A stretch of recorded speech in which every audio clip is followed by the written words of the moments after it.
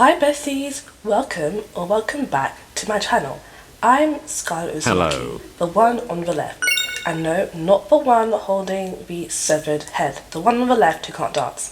And I'm going to show you how I took these vintage items to make a cosplay in order to cosplay as the Cart Titan. Okay, that is a lie, not the Cart Titan, but the Titan Shifter, Peak Finger, for an Attack on Titan concert, with only a few days to go.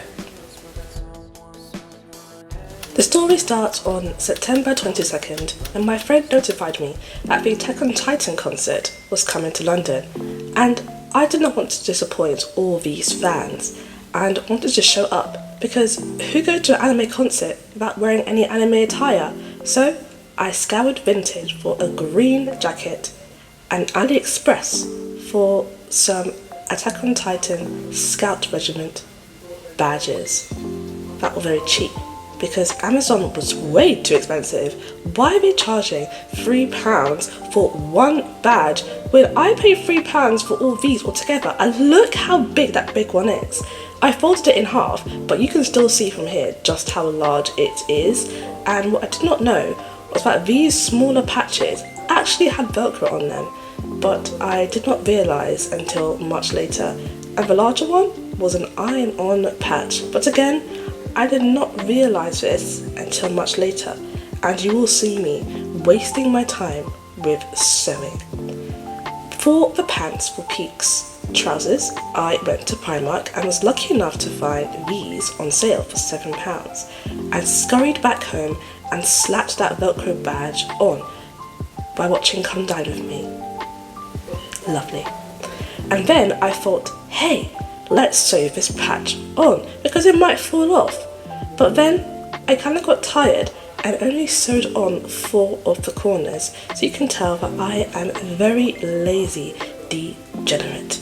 Call me Ellen Degenerate. And here it is, only 4 corners sewed on, but it stayed rather secure. And I also did the same technique for the sleeves of this green jacket I called from Thrifted. Next was the large patch, the behemoth himself, and after staring at it for a little bit, I cut it open and freed it from its plastic prison, and then I placed it on to the jacket to see whereabouts it should be placed, for a lack of better words. And look at it. As you can see, the patch is rather big. However, I thought it would be bigger. I would have preferred it if it was bigger and had taken up more space on the back of the jacket. But hey ho, you live and you learn.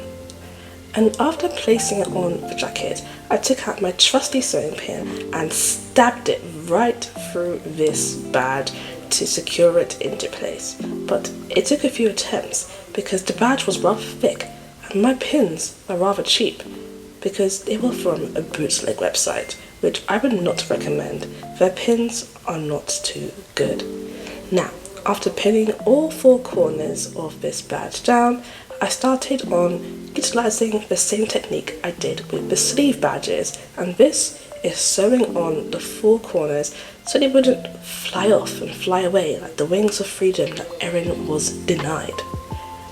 And it was here I realised, hey, maybe this patch is iron on, so why don't we try slapping on a big fat iron and seeing if it works? And besties, I hated myself because it did work, and I could have saved myself some time. So here I am with my iron, trying my best not to burn myself because I did that once when I was 12 years old, and I have been traumatised. I have not ironed anything since, but here I am, braving my trauma for you besties. And look at it, look at my ironing work. Isn't it beautiful? Slathering it down, the steam flying off, as if I am the colossal titan, burning almond to a crisp. And after ironing this badge on, and making sure it was secure as secure could be, I gave it a little bit of a tug, a little bit of an extra iron, and then besties, the wings of freedom were ironed down, for freedom is only a myth and does not exist. Now, all that is left was to actually try on this beast of a jacket that I have Frankensteined together. And so I slapped it on and admired myself in the mirror, and admired my handiwork and the way that I did save some money, a few shacoin, if I may say so myself. And look at me, I admire myself. Now the jacket is done. The only thing left to do was to actually try on the rest of my cosplay and to see if it did deserve me the opportunity to leave the house or if I should remain inside.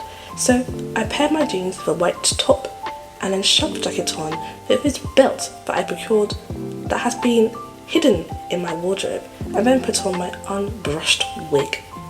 Channel that peakness. But the boots, besties, they did hurt my feet, and my feet were bleeding after this. But if I may say so, I did enjoy the outcome of this cosplay and thought I did look rather cute. You could say it was a peak cosplay. And that is the end of my tale, besties. If you enjoyed this video, please like, subscribe, and I shall hopefully see you again soon.